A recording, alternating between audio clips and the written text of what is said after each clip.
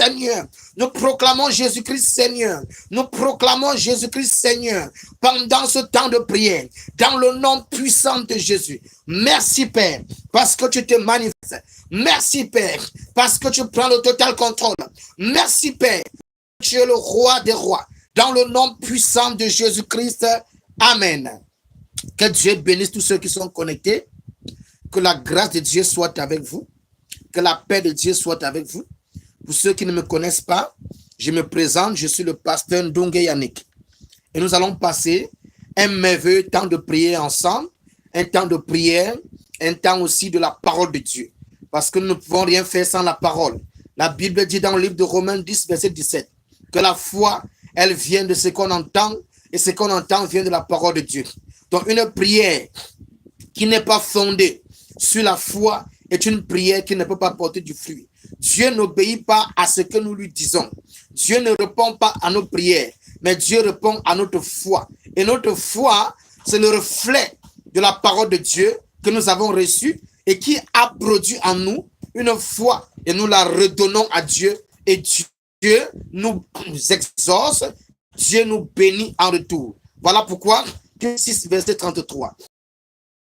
Là-bas, recherche premièrement le royaume et la justice, et te sera donné par la suite. Bien-aimé dans le Seigneur, ce verset est un verset clé, est un verset très clé pour la marche chrétienne.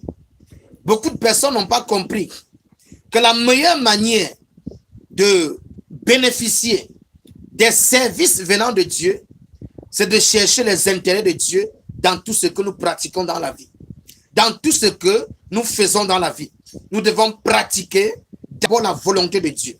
Voilà pourquoi c'est Jésus qui parlait. Il dit quoi? Jésus qui parlait. Il dit quoi là-bas? Et si vous regardez bien ce Matthieu 6 là, les apôtres lui avaient posé une question dans le sens de ce que quelqu'un doit avoir le lendemain, peut-être pour se vêtir, pour gérer ses charges. C'est dans le même Matthieu 6 que Jésus dit que est-ce que vous ne voyez pas les oiseaux? Dieu a créé les oiseaux et les oiseaux ne s'inquiètent pas du lendemain. Les oiseaux simplement vivent naturellement, mais chaque jour, Dieu pourvoit à leurs besoins. Dieu pourvoit à ce qu'ils en ont besoin, ce qu'ils ont besoin pour leur vie. C'est loin d'en en bas que Jésus dit que recherchez premièrement le royaume et la justice de Dieu et tout le reste vous sera donné par la suite.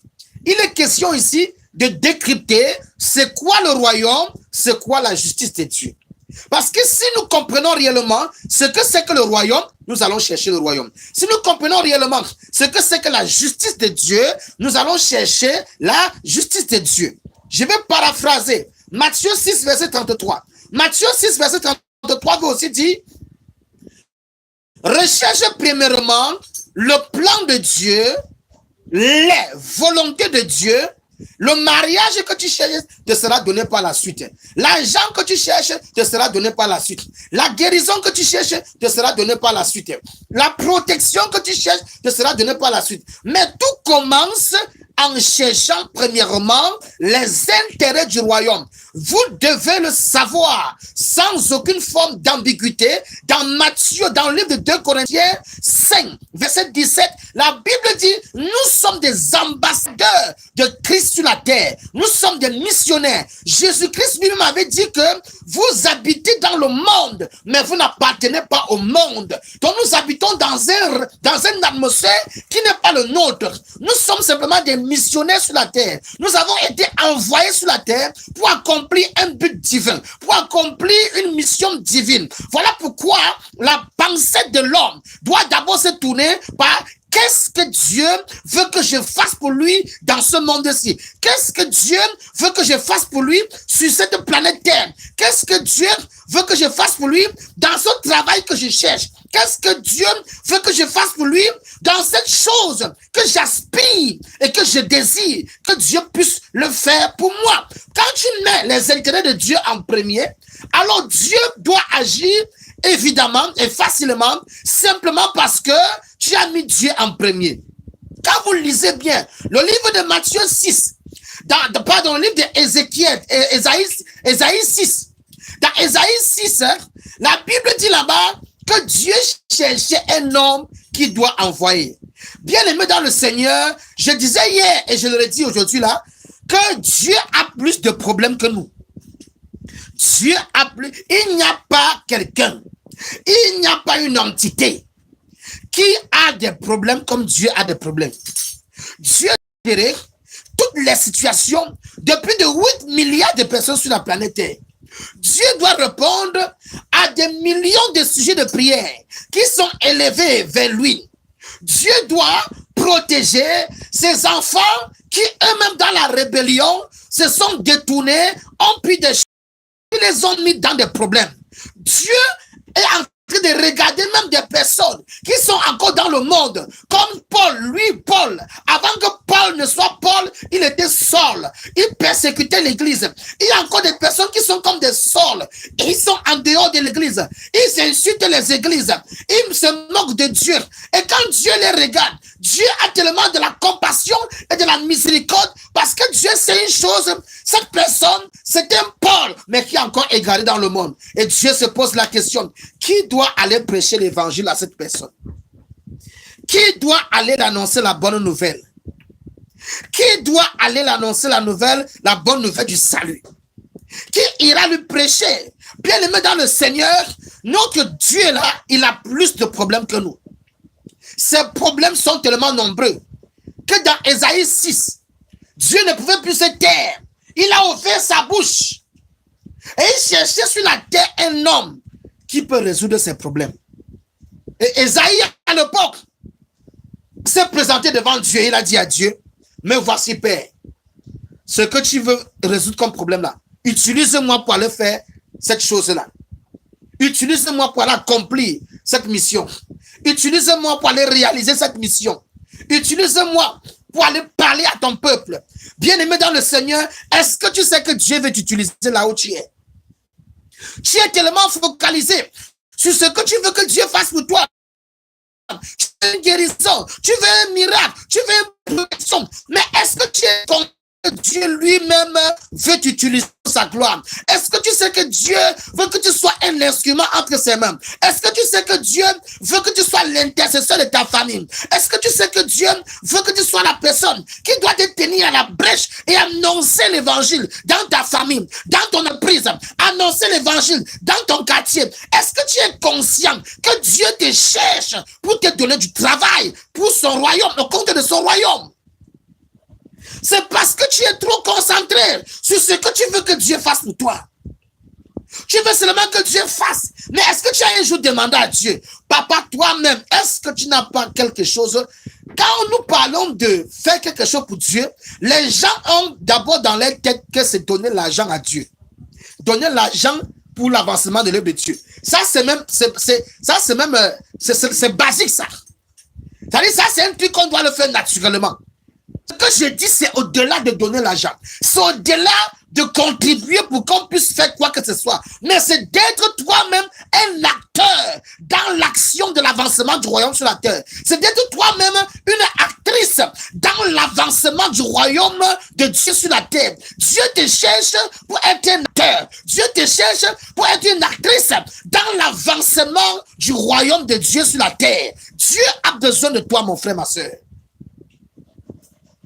Voilà pourquoi il dit dans Matthieu 6, verset 33, recherchez premièrement le royaume et la justice. Nous allons définir ce que c'est que le royaume et la justice. Je suis en train d'introduire mon message.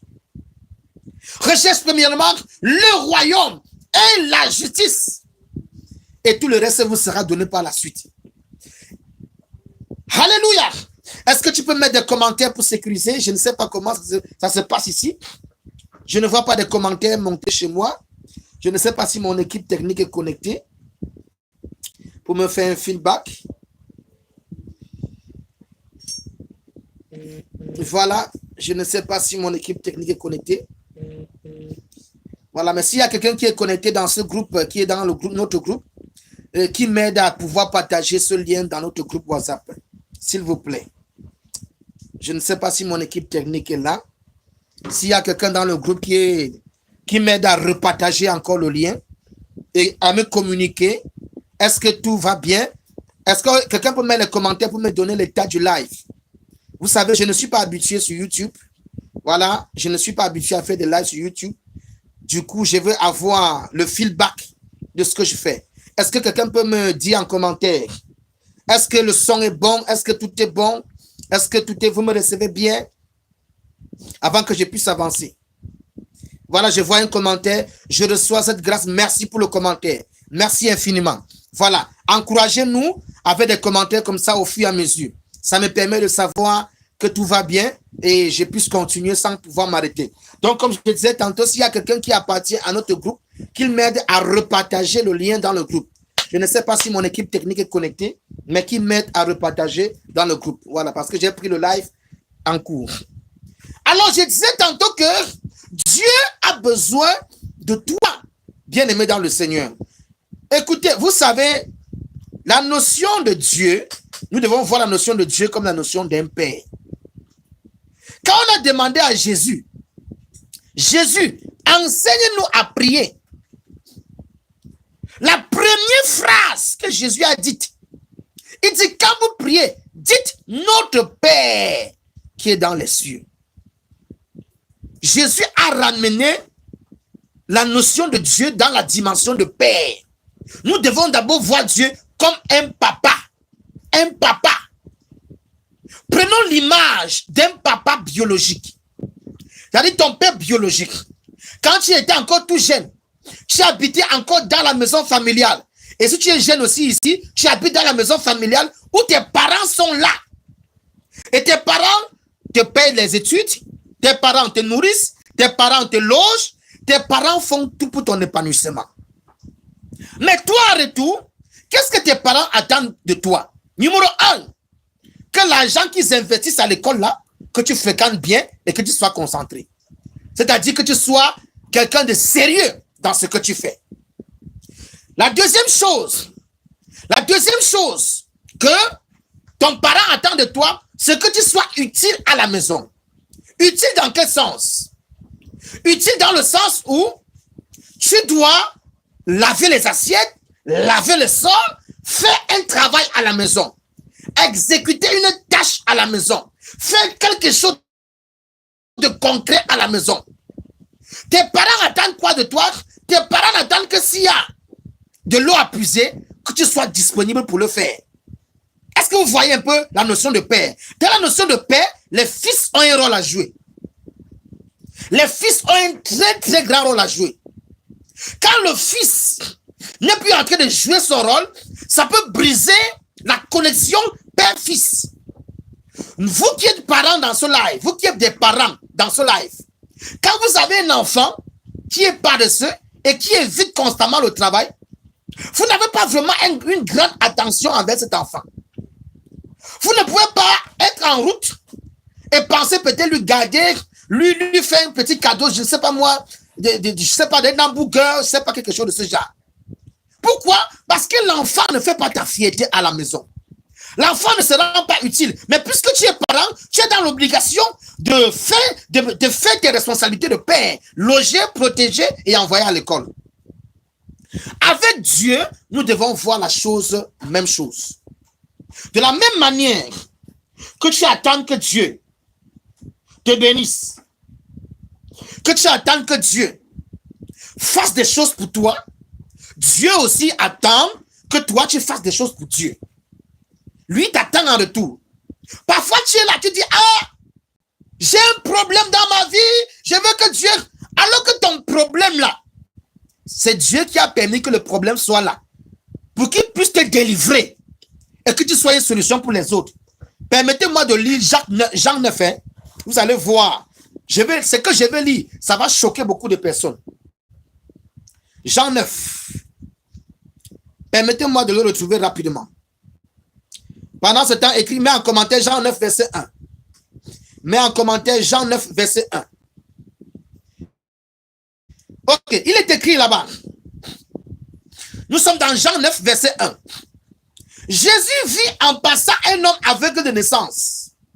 Ses disciples lui firent cette question. Rabbi, qui a péché, cet homme ou ses parents pour qu'il soit aveugle? Verset 3, Jésus répond. Jésus répondit, ce n'est pas lui ou ses parents qui est péché, mais c'est afin que les œuvres de Dieu soient manifestées en lui. Waouh! Est-ce que vous comprenez ce que ce texte est en train de dire? Jésus rencontre un homme qui est aveugle de naissance. C'est-à-dire le monsieur est déjà papa, mais il est né aveugle. Et on pose donc la question à Jésus que, mais est-ce que ce sont les péchés de ses pères qui l'ont rendu aveugle? Est-ce que c'est lui-même qui a péché? Jésus dit non. Ce n'est ni ses parents, ce n'est ni lui. Le Père, dans sa préscience, a permis que l'homme-ci, qui naisse aveugle, afin que les œuvres de Dieu soient glorifiées au travers de lui. Ça veut dire que le problème que l'homme-ci avait, c'est Dieu qui avait initié le problème afin que son royaume soit manifesté sur la terre. Waouh! C'est Dieu lui-même qui a initié, qui a orchestré cette situation désagréable dans la vie de ce jeune homme afin que quand Dieu lui-même va venir pour solutionner, apporter une solution, que son nom soit glorifié sur la terre. Et effectivement, quand Jésus avait prié pour la guérison de l'homme, quand vous allez lire tout Jean 9, ça a fait un remue-ménage. Ça a beaucoup bavardé. Et le témoignage de la guérison de ce monsieur a voyagé partout dans le village, a voyagé partout dans la contrée, jusqu'à ce qu'aujourd'hui, on peut lire dans la Bible que Jésus avait guéri un tel homme. Jésus avait fait des millions de miracles. Mais le miracle de ce monsieur a été écrit. Parce que c'est Dieu qui avait permis que son problème soit là. Pour qu'aujourd'hui, quand on lit, qu'on soit affermi, qu'on ait la foi. Donc parfois, ce que tu traverses comme défi, si tu ouvres les yeux bien, tu pourras voir que Dieu n'a pas encore répondu rapidement, simplement parce qu'il veut que tu lui demandes, Père, qu'est-ce que tu veux que je fasse pour toi dans ce que je vis? Quelle est ta volonté dans cette maladie qui me dérange? Quelle est ta volonté dans cette pauvreté qui me dérange? Quelle est ta volonté dans ce combat familial que j'ai? Et là, Dieu va commencer à voir et à comprendre que tu es déjà en train de raisonner selon la pensée de Dieu. Nous allons voir cette dame. Elle s'appelle Maman Anne. Dans le livre de 1 Samuel, elle était stérile. La Bible dit, elle a demandé l'enfant pendant plusieurs années. Sa rivale était déjà à 3 enfants. Elle était encore à 0. Mais un jour, la dame a changé sa manière de prier. Et elle dit une prière à Dieu. Elle dit à Dieu, si tu me donnes un enfant, moi, je te promets de te restituer l'enfant pour qu'il soit au service dans ton église. C'est-à-dire, je ne dois pas garder l'enfant avec moi. Je dois te le redonner. La Bible dit le même jour, Dieu a conduit le sacrificateur Élie à l'époque de venir prophétiser sur la vie de la dame. À cause de sa mentalité qui était de voir plutôt Dieu être glorifié dans son problème, de voir Dieu être honoré dans son problème, Dieu a répondu à sa prière et Dieu lui a donné un fils qui s'appelait Samuel. Et quand l'enfant a eu un âge qui ne pouvait plus prendre du lait, elle est venue remettre l'enfant à l'église. L'enfant a grandi à l'église. Et l'enfant est devenu un très, très grand prophète. Ça veut dire que pendant que cherchait un enfant, Dieu cherchait un prophète. Waouh! Pendant que cherchait un enfant, Dieu cherchait un prophète. Et après, Dieu lui a donné sa part d'enfant maintenant. Elle a eu plusieurs autres enfants en dehors de Samuel qui étaient sous sa charge, sous sa responsabilité. Donc, pendant qu'elle criait pour dire à Dieu de faire quelque chose, Dieu était en train de regarder toute la planète Terre. Parce que Samuel est le premier prophète. Hein? Vous devez bien comprendre les choses spirituelles. Samuel est le premier prophète. Prophète dans sa dimension, dans la catégorie de prophète dans laquelle il était. Donc Dieu voulait, parce qu'on était d'abord dans le règne des juges. Après Josué, on était entré dans le règne des juges. Mais Dieu voulait instaurer, Dieu voulait briser le protocole des juges pour instaurer un règne des prophètes. Dans le ciel, les anges, le Saint-Esprit, tout le ciel était mobilisé. Et on cherchait sur la planète Terre, est-ce qu'il n'y a pas une femme disponible qui peut simplement nous demander de lui donner un enfant qu'elle doit nous restituer, et nous lui donnons des enfants. Je suis sûr qu'à l'époque là, c'est parce que la Bible n'a pas tout dit. Ce n'était pas seulement la femme qui était stérile. Il devait avoir plusieurs femmes dans le pays qui cherchaient les enfants qu'ils ne voyaient pas. Il y a parfois des saisons où Dieu lui-même ferme le ciel sur certaines choses parce qu'il veut que quelqu'un se tourne vers lui pour dire, Dieu, qu'est-ce que tu veux que je fasse pour toi dans cette saison? Et quand la dame a dit à Dieu, je vais te donner un enfant. L'enfant que tu me donnes, je te le donne. Dieu a dit, enfin, nous avons trouvé le premier prophète qu'on cherche. Voilà Samuel, qui était déjà une réalité au ciel. Et le Saint-Esprit est venu et a implanté la semence dans les entrailles de Anne. Et pendant que la semence entrait, ça a ouvert ses entrailles pour toujours. Elle a accouché Samuel et après, elle a accouché plusieurs autres enfants. Quand tu recherches premièrement les intérêts de Dieu, Dieu ne peut jamais te laisser tomber. Dieu ne peut jamais. Dieu, c'est le plus bon homme d'affaires avec lequel tu peux faire du business. Quand je parle du business, je ne parle pas du business dans le sens peut-être de profiter quelque chose de Dieu. Mais je dis, Dieu, si tu travailles pour Dieu, Dieu ne peut pas te déshonorer dans ton travail. Dieu récompense toujours l'action que nous posons pour lui, chers frères et sœurs. Donc, à un certain moment dans ta vie, ne te focalise pas toujours sur tes problèmes. Mais arrête-toi un moment et cherche à résoudre les problèmes de Dieu. Arrête-toi un moment, cherche à connaître les problèmes de Dieu. À te positionner comme une solution.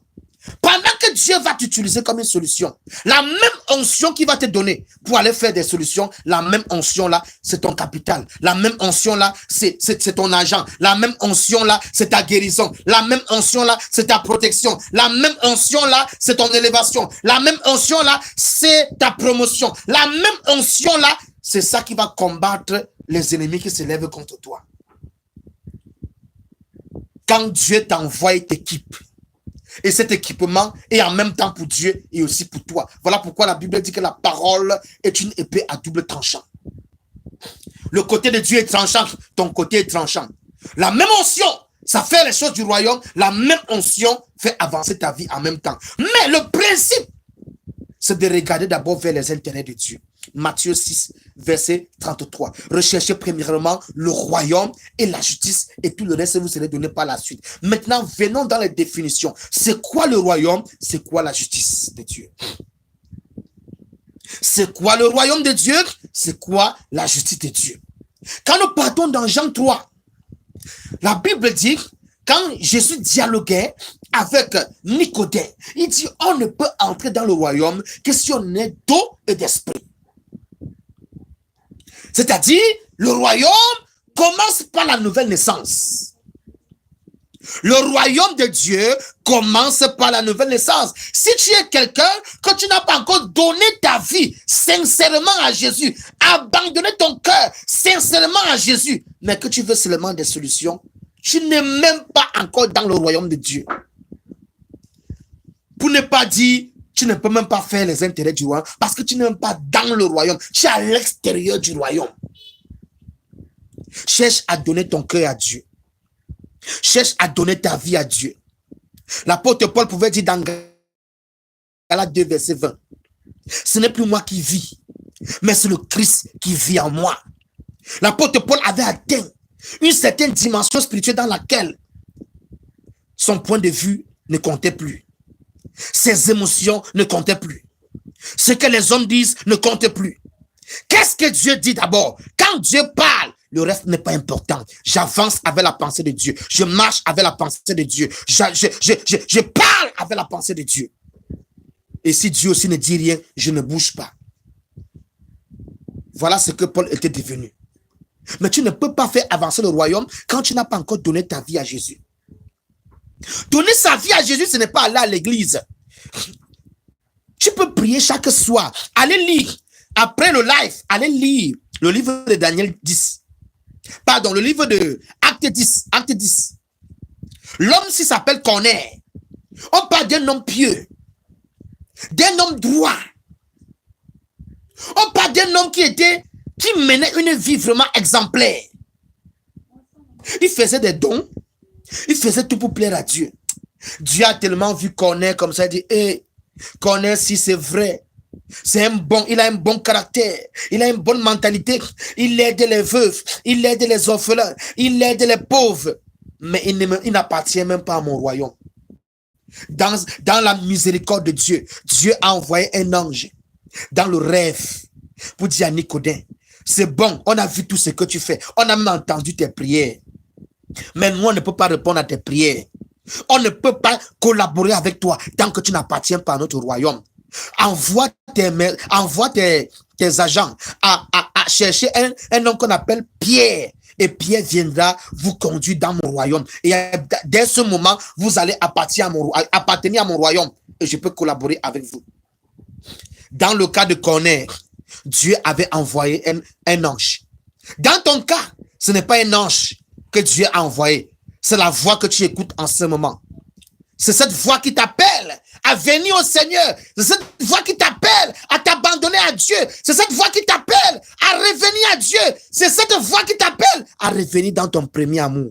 Pourquoi tu as abandonné la foi? Pourquoi tu as abandonné le Seigneur Jésus-Christ? Pourquoi tu as abandonné la marche? Regarde comment tu évangélisais, tu n'évangélises plus. Regarde comment tu priais pour les gens, tu ne pries plus. Regarde comment tu marchais. Tu étais quelqu'un, quand tu voyais le péché, tu pouvais vomir. Mais aujourd'hui, tu dors dans le péché, ça ne te dit rien. Regarde-toi aujourd'hui. Regarde ce que tu es devenu. Alors que tu chantais le nom de Dieu hier, alors que tu chantais son nom, tu le louais jusqu'à ce que les larmes sortent. Tu ressentais même son onction. Mais aujourd'hui, Dieu est devenu simplement un mythe pour toi.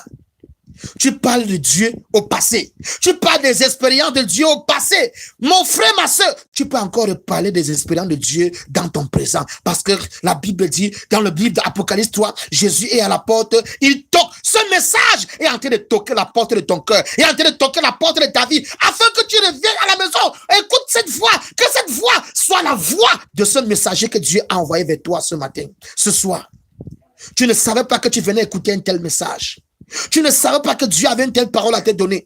Mais Dieu avait réservé ce live pour te parler.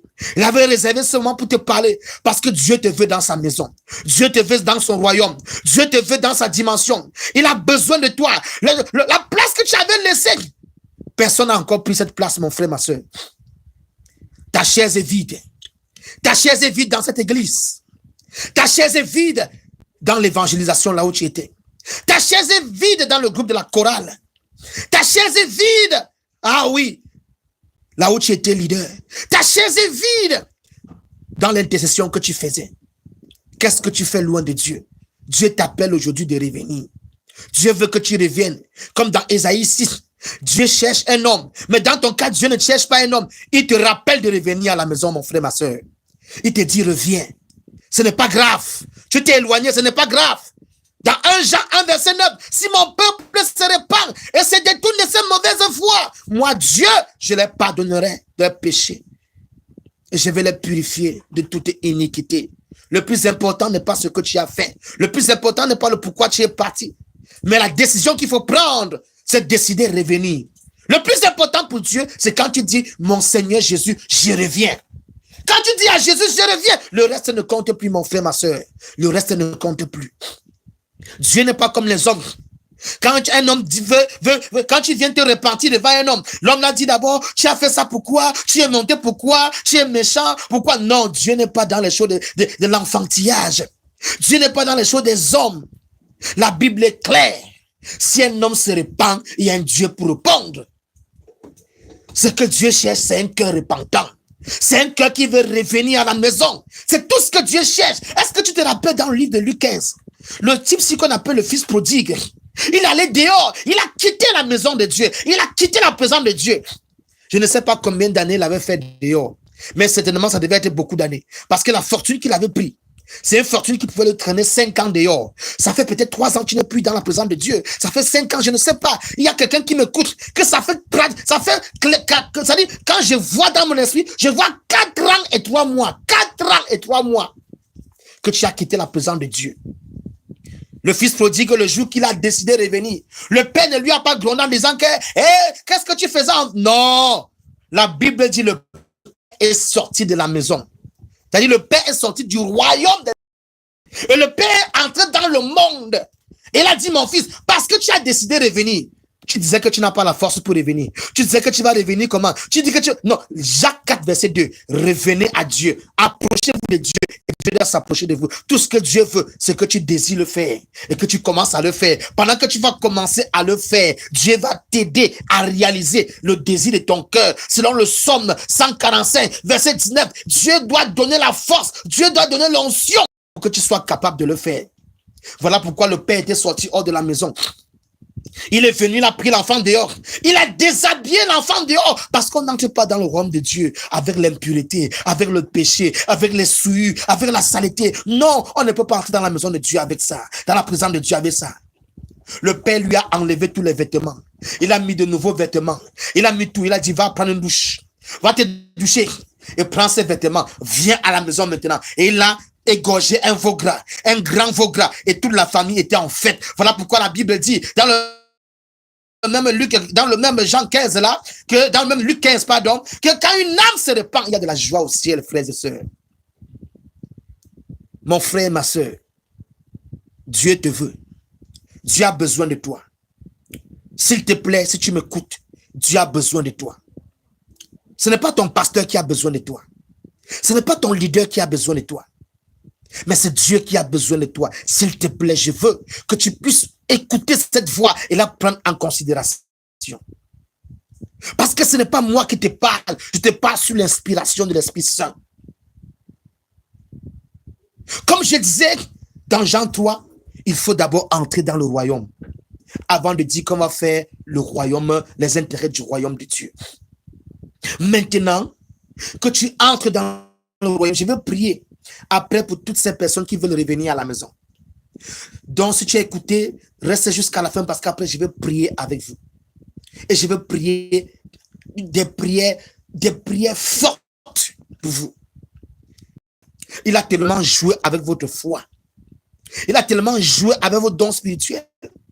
Tu étais quelqu'un que les gens venaient consulter. Tu ne vois plus rien. Tu n'entends plus rien. Tu es devenu sourd sur le plan spirituel. Même le rêve, même tu ne vois plus les choses dans les rêves.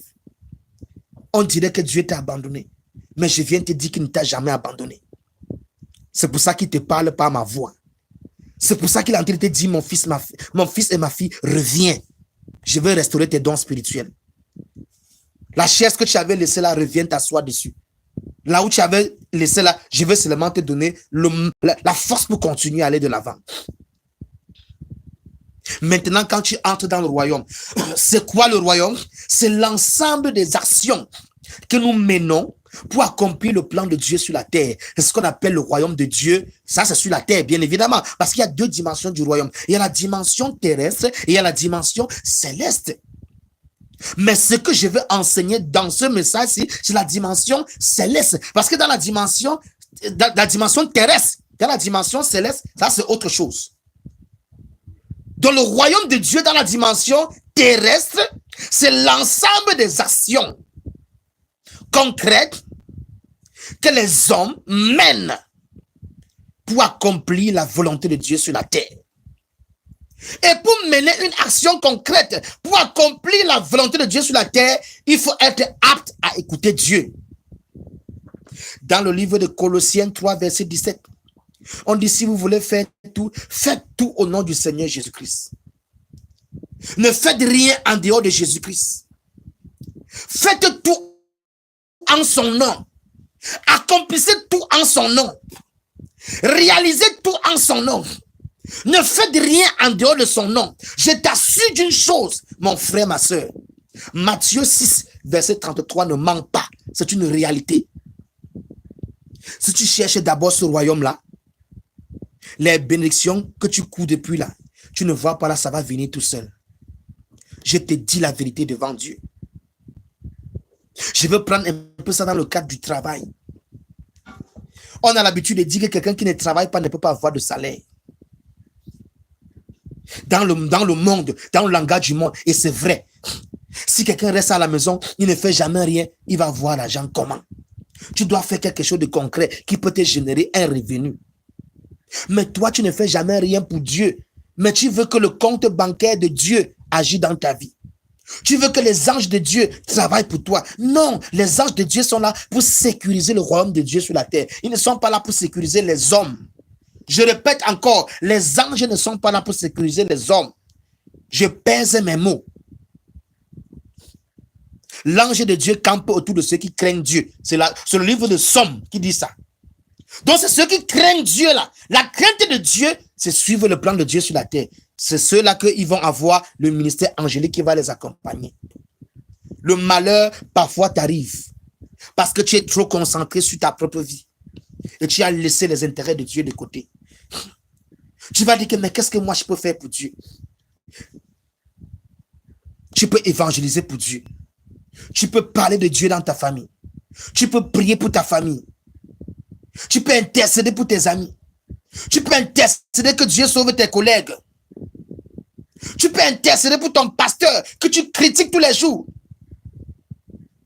Tu peux prier que Dieu l'amène dans le vrai chemin.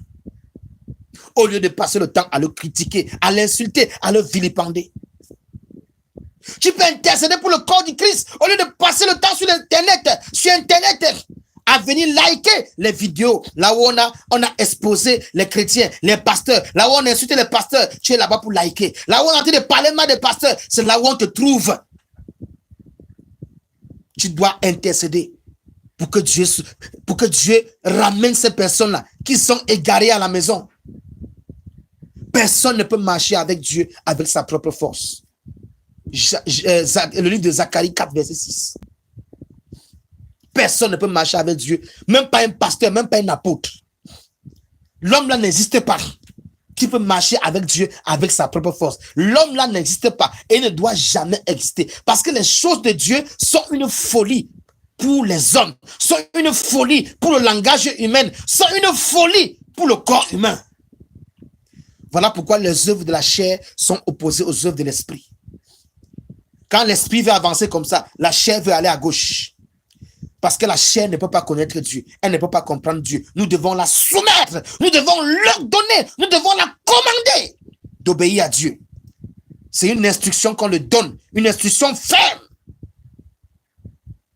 C'est la grâce de Dieu qui va t'aider à marcher dans ce plan de Dieu. Accomplir le plan de Dieu. Ne dis pas que tu vas faire quoi. Si tu as la volonté et que tu médites et que tu te positionnes à quelque part, Dieu va t'ouvrir les yeux. Tu vas voir des choses que Dieu aurait voulu que tu fasses. Toi, tu prends des jeûnes et prières pour des solutions dans ta famille et pour ta vie. Est-ce que tu as pris un jeûne et prière pour dire à Dieu, je veux seulement connaître ce que je peux faire pour que ton royaume puisse avancer dans ma famille, dans mon quartier ou dans mon église? Mon frère, ma soeur, je prie et je t'en supplie. Ne pars plus seulement vers Dieu parce que tu veux que Dieu fasse quelque chose pour toi. C'est bon de le faire, mais c'est connaître Dieu mal. Je ne dis pas qu'il ne faut pas le faire, mais c'est mal connaître Dieu. Va aussi vers Dieu pour savoir ce que Dieu veut que tu fasses. Est-ce que tu sais que Dieu a besoin de toi? Tu as besoin aussi que toi aussi tu as besoin de Dieu. C'est mutuel. Autant tu as besoin de Dieu, autant Dieu a besoin de toi. Mais tu n'as jamais réfléchi comme ça. Tu n'as jamais pensé comme ça. Tout ce que tu veux, papa, protège-moi. Papa, bénis mes enfants. Bénis mon mariage. Mon mariage est gâté. Mes enfants sont gâtés. Mais arrête-toi un peu. À un moment, Dieu va dire que mais l'enfant, s'il veut seulement que je puisse faire comme si moi aussi, je n'ai pas de problème. Mon frère, ma soeur, recherchons les intérêts du royaume. C'est quoi la justice? On a dit, nous sommes dans Matthieu 6, verset 33. Est-ce qu'on peut encore écrire cela en commentaire? Matthieu 6, verset 33. où on dit recherchez premièrement le royaume et la justice. On a défini ce que c'est que le royaume. Définissons maintenant c'est quoi la justice de Dieu.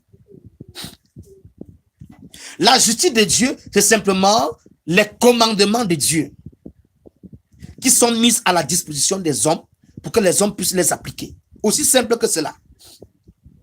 Je répète encore, la justice de Dieu, ce sont les commandements de Dieu qui sont mis à la disposition des enfants de Dieu pour qu'elles puissent vivre par ces commandements-là, qu'elles puissent marcher par ces commandements-là. C'est ça la justice de Dieu. Exemple d'une justice de Dieu. Josué 1, verset 3. On dit là-bas que quoi? Médite ce livre dans la loi, jour et nuit. Et alors tu vas réussir dans tes entreprises. Tu vas réussir dans tout. Donc la loi de Dieu dit là-bas que quoi? Si tu veux voir la réussite dans tes entreprises et dans ta maison, sois un lecteur de la Bible. Tu lis, tu mets en pratique. Tu lis, tu mets en pratique. Tu lis, tu mets en pratique. Si tu fais ça, tous tes projets vont marcher. Voilà comment la justice de Dieu fonctionne. Dieu te dit de faire quelque chose, tu fais. C'est quoi la justice? Un exemple de la justice. Le plus grand commandement que Dieu a donné, Jésus avait donné. Aime ton frère comme toi-même et aime ton cœur. Ça, c'est la justice de Dieu. Tu ne peux pas vivre ta vie simplement comme tout le monde. Et tu veux que Dieu puisse te bénir. Non, ça ne fonctionne pas comme ça. S'il te plaît. Faut plus, ça ne fonctionne pas comme ça, le royaume de Dieu.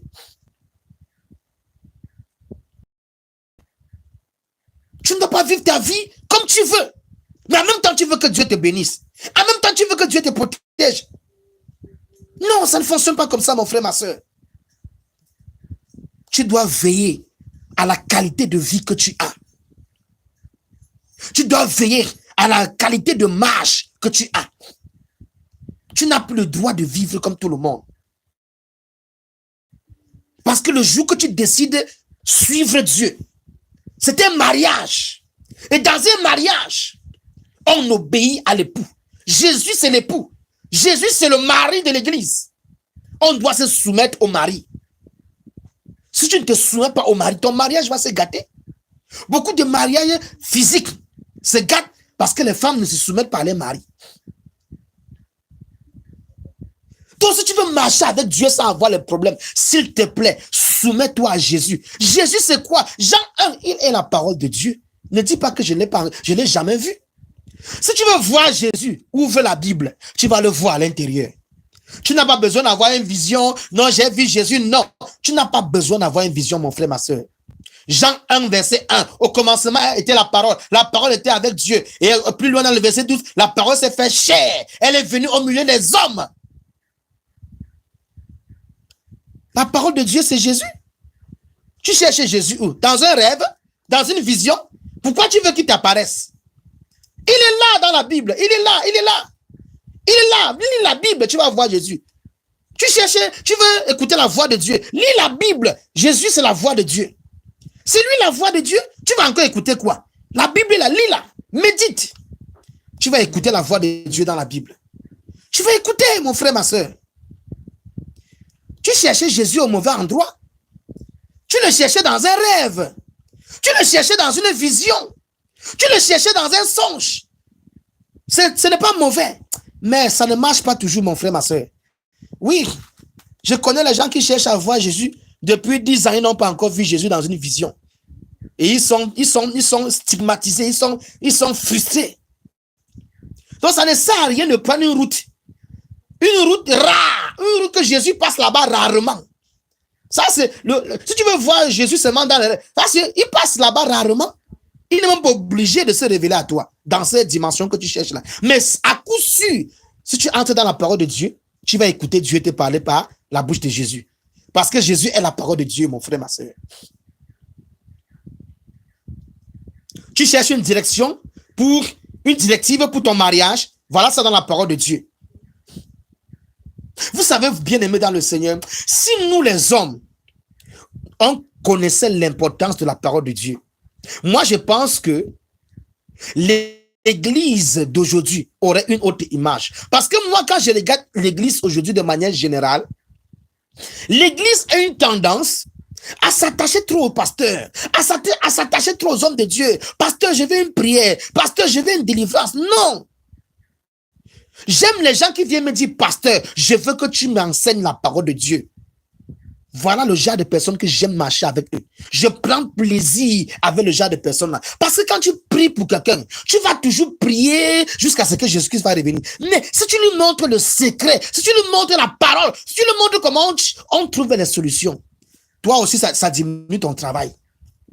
Les chrétiens d'aujourd'hui n'aiment pas qu'on les enseigne la parole de Dieu. Eux, ils n'aiment pas ça. Si tu peux prier pour eux, tu pries. Si tu veux prier pour les problèmes, tu pries. Mais quand tu vas commencer à dire que la Bible dit que c'est monté, c'est descendu, et ils dorment. Le sommeil les prend. Ils sont fâchés, ils sont mécontents. Voilà pourquoi les chrétiens ont beaucoup de problèmes. Parce qu'ils ne connaissent pas ce qui est écrit dans la parole de Dieu. Ils ne connaissent pas. Ils ne connaissent pas. Quand ils sont devant un problème, parfois la solution là, parfois tu appelles même l'homme de Dieu. Oh, il te donne parfois qu'un seul verset. Il ne dit rien. Hein. Vous pensez que les solutions sont d'où? Lui, c'est un lecteur de la parole de Dieu. Tu peux dire, homme de Dieu, oh, c'est monté, homme de Dieu, c'est descendu. Lui, il va te donner seulement une petite parole, mon fils, ma fille. Écoute, voilà comment tu vas faire. C'est tout, hein. Ce qu'il vient de te dire là.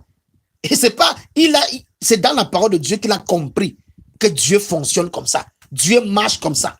Il a expérimenté dans sa vie. Pas une fois, pas deux fois, pas trois fois. Il a vu ça fonctionner. Donc, quand tu viens vers lui là, il te donne les clés qu'il a lues, il a appliqué ça, donné là. Il te donne ça. Que va, applique. Et tu vas voir, tu vas appliquer. Les choses vont marcher bien pour toi. Les choses vont bien fonctionner pour toi, mon frère, ma soeur. Donc, frères et sœurs, ne vivons pas notre vie comme si on ne considère pas que Dieu avait mis une loi pour nous. Dans 1 Jean 4, verset 4, on dit que nous vivons dans le monde, mais nous n'appartenons pas à ce monde-ci. Nous appartenons au royaume de Dieu. Quand tu vis ta vie, tu veux pécher ou tu pêches, tu veux mentir ou tu mens, tu veux voler ou tu voles, tu veux forniquer ou tu forniques, tu veux commettre l'impudicité ou tu commets, tu veux faire le mal ou tu fais. Tout ce qui te vient dans la tête, tu fais. Tu n'as même aucune crainte de Dieu. C'est-à-dire, ça ne te dit même plus rien. Le péché ne te dit plus rien. On appelle ça la mort spirituelle. Ça, c'est l'étape de la mort. Quelqu'un qui est dans un état où le péché ne lui dit plus rien, on appelle ça la mort spirituelle. Va lire Ézéchiel 47. Ézéchiel a une vision. Dans la vision, il tombe, il est dans une vallée. Et il voit des milliers, des squelettes. Et il demande à Dieu, Dieu lui dit, mais est-ce que tu peux réveiller ces gens? Il dit non. Dieu dit, ok, je vais te montrer comment faire. Et Dieu lui dit, tu connais que c'est quoi là-bas? C'est toute l'armée d'Israël. On parle d'un peuple qui était des parents, des enfants, qui avaient une famille. Ils travaillaient, ils mangeaient, ils dormaient, ils se réveillaient chaque matin. Mais au ciel, on voyait des squelettes. Donc, ils sont morts depuis 1900, ouais, jusqu'à ce que la chair est pourrie, jusqu'à ce que tout est pourri. Ils sont devenus les os. Les anges sont assis au ciel. Est-ce qu'un ange protège un mort? Est-ce que Dieu protège? Quand tu es mort, tu es mort. Dieu voyait les squelettes. Et sur la terre, il se disait qu'ils sont vivants. Ils paraissent être vivants, mais devant Dieu, ils sont morts depuis longtemps. La mort selon Dieu n'est pas la mort selon nous les hommes. Voilà pourquoi même les personnes qui meurent en Christ, Dieu ne dit pas qu'ils sont morts. Dieu dit qu'il les a rappelés à la maison. Dieu n'appelle pas ça la mort. Dieu les a simplement séparés du corps qui les permettait de vivre sur la terre. Et il les a rappelés à la maison. Ce n'est pas une mort. C'est une transition vers l'éternité de Dieu. Et si Ézéchiel 47 parlait à toi, mon frère, ma soeur, Ézéchiel 37 te parlait à toi-même. Et si ta vie était comme Ézéchiel 37 là, où Dieu est en train de regarder ta vie et ta maison, c'est les squelettes qu'il est en train de voir. Il ne voit même pas un vivant dans ta maison, dans ta famille. Il ne voit pas un vivant. Si c'est comment Dieu va exaucer la prière d'une telle personne? Mon frère, ma soeur, si tu vis ta vie comme tu penses. La mort spirituelle doit te prendre. Et avant que tu te rendes compte, Dieu ne serait plus avec toi. Le royaume de Dieu ne serait plus avec toi. Et tout va redevenir compliqué pour toi. Tout va redevenir difficile. Simplement parce que tu es devenu comme un païen. Tu es devenu comme quelqu'un qui ne connaît pas Dieu. Mon frère, ma soeur. Et pour ceux qui n'ont pas encore donné leur vie à Jésus-Christ, c'est même très grave. Parce que vous devez comprendre qu'il n'y a pas de juste milieu. Tu ne peux pas dire que non, je laisse toutes les églises réveillées là, moi je ne veux pas ça, je suis seulement non, mon frère, ma soeur, laissons l'affaire d'église. L'église ne sauve personne. Les gens qui disent que l'église sauve là, ils ne disent pas la vérité. Ce n'est pas vrai. Il n'y a pas une église au ciel. Il n'y a pas la place pour les églises au ciel. Au ciel là, c'est le corps du Christ. Toi-même ouvre la Bible et lis. La Bible dit quoi concernant le salut? La Bible dit quoi concernant le baptême, concernant la bénédiction, concernant le mariage? La Bible dit quoi? Toi, la Bible est accessible à tout le monde. Aujourd'hui, tu n'as pas besoin d'aller dans un supermarché, dans une librairie, acheter une Bible. Sur Internet. La Bible est accessible à quiconque veut la voir gratuitement sur des fichiers numériques. Elle est disponible gratuitement. Toi-même, va lire. Et tu vas comprendre comment Dieu fonctionne à l'intérieur. Ne soyez pas dirigés par des églises.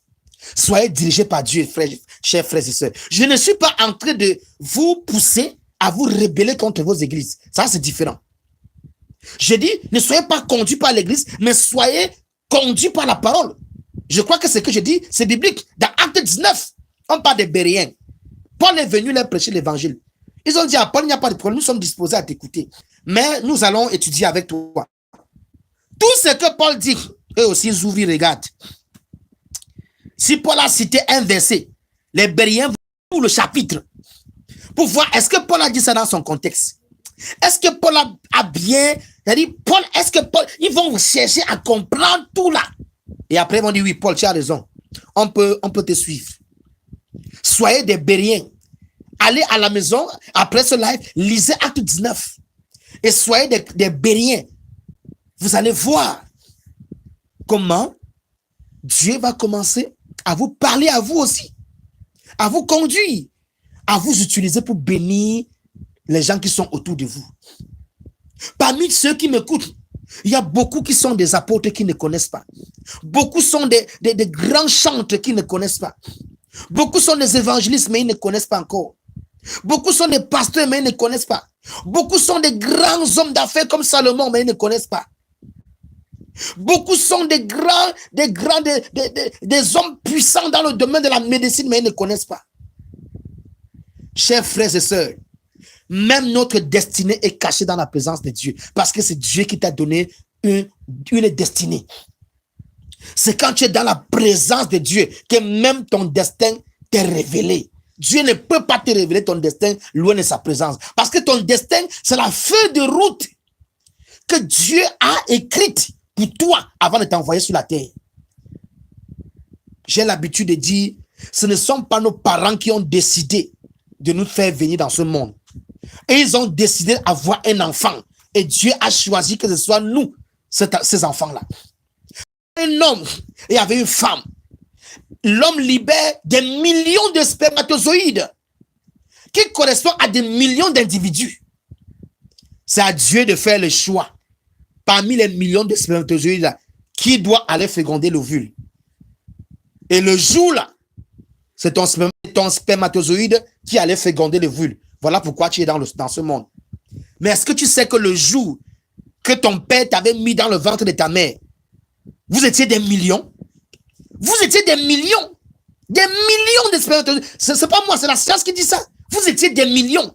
Il fallait que c'est un seul qui puisse avoir le concours. Ou bien ce sont des jumeaux 2, les triplés 3.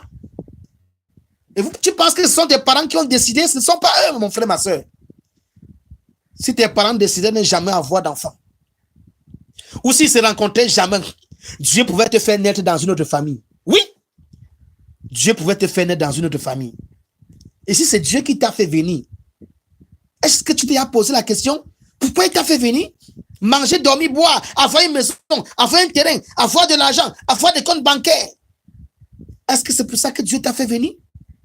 Non, mon frère, ma soeur. Ça, ce sont des choses de la terre. Je n'ai jamais vu un milliardaire partir avec ses milliards. Je n'ai jamais vu un milliardaire partir avec ses milliards. La seule chose qu'on peut le faire partir, on l'enterre avec un cercueil. Même le cercueil, même, il n'est pas avec. Les choses de la terre restent sur la terre. Donc, quand tu es sur la terre, là, ne regarde pas seulement les choses de la terre à tout moment. Non, c'est bon.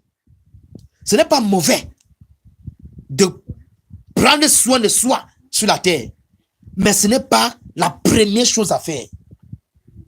Pense d'abord à ton destin. Je crois qu'on pourra faire un live dans lequel on enseigne comment faire pour détecter, reconnaître sa destinée. Si vous voulez qu'on fasse un tel live, dites-moi en commentaire. Parce que c'est très important, chers frères et sœurs. Comment reconnaître le but pour lequel je suis venu dans ce monde?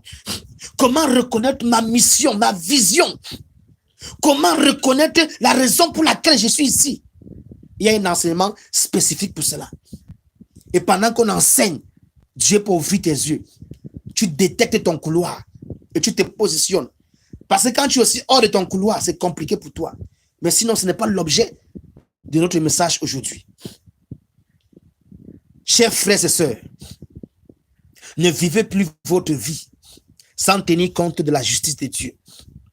Ayons un minimum de respect pour ce Dieu qui nous a créés. Ce minimum de respect, c'est quoi?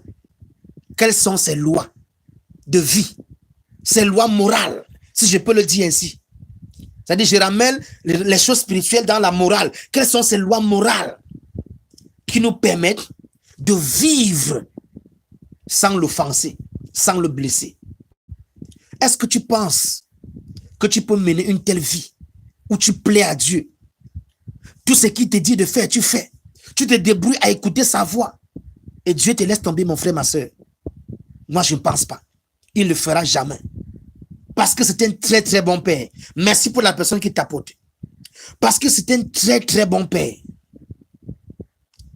Dieu est un très, très bon père. Il va t'honorer. Si tu le lèves, il va te lever. Si tu parles de lui, il va parler de toi.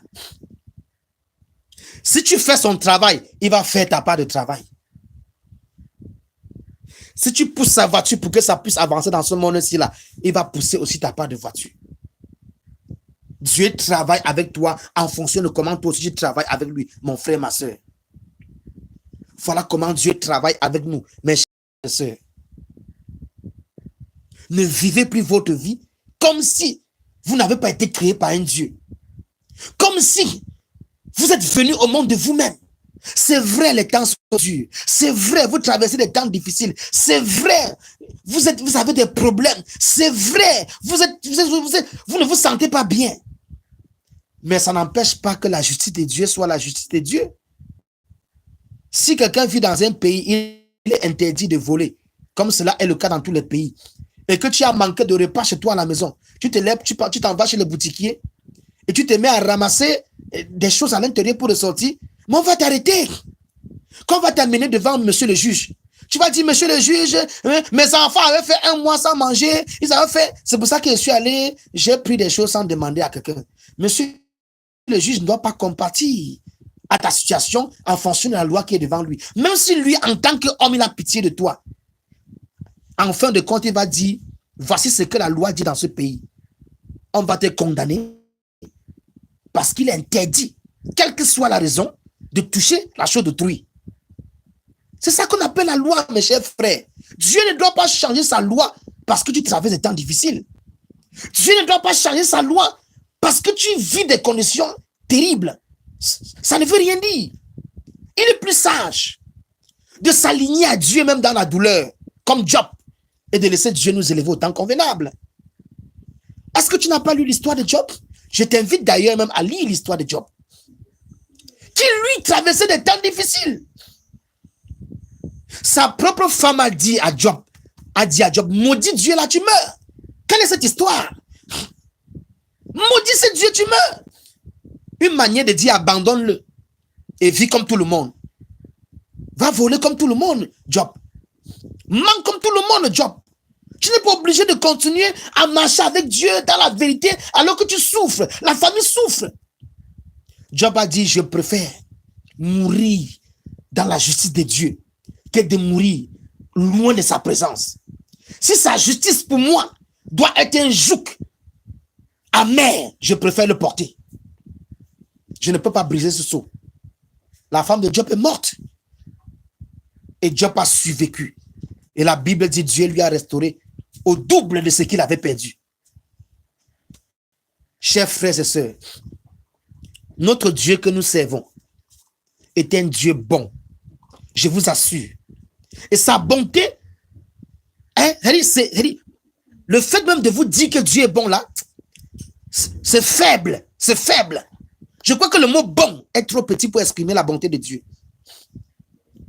Il n'y a pas de mot dans un dictionnaire de la terre qui permet d'exprimer clairement la bonté de Dieu.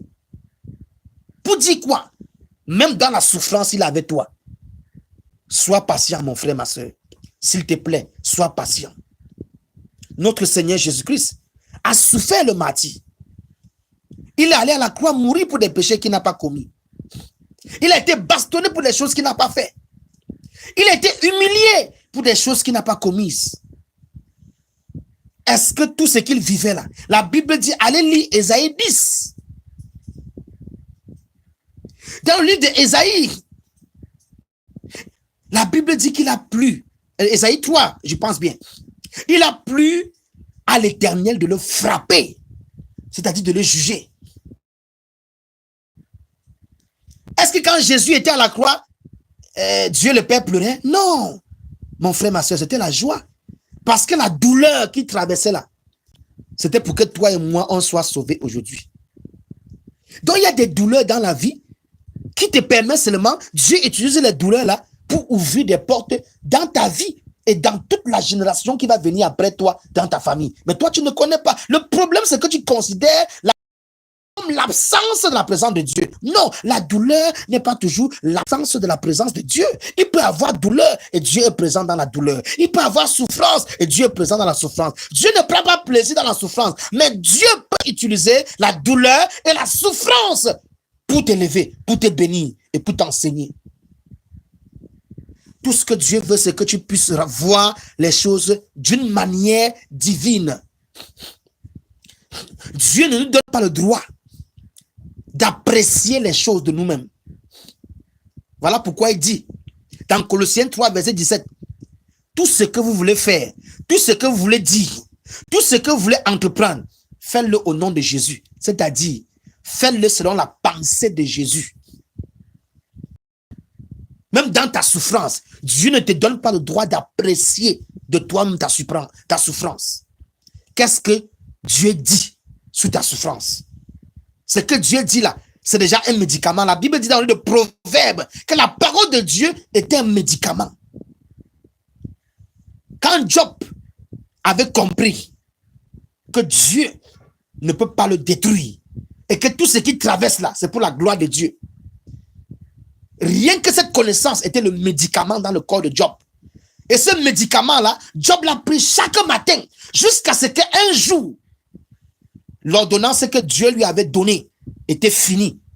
Et Job était guéri, restauré, délivré. Et Dieu lui a donné le double de tout ce qu'il avait perdu. Donc parfois, c'est parce que tu ne prends pas les médicaments de Dieu, qui est la parole de Dieu, dans les temps difficiles que tu traverses, mon frère, ma soeur. Même dans le livre de Somme 23, on dit même dans la vallée de l'ombre de la mort, Dieu est avec nous. Est-ce que vous ne voyez pas ce verset-là? Qui vous a dit que Dieu n'est pas avec toi quand tu es dans les problèmes? Que Dieu n'est pas avec toi quand tout va mal?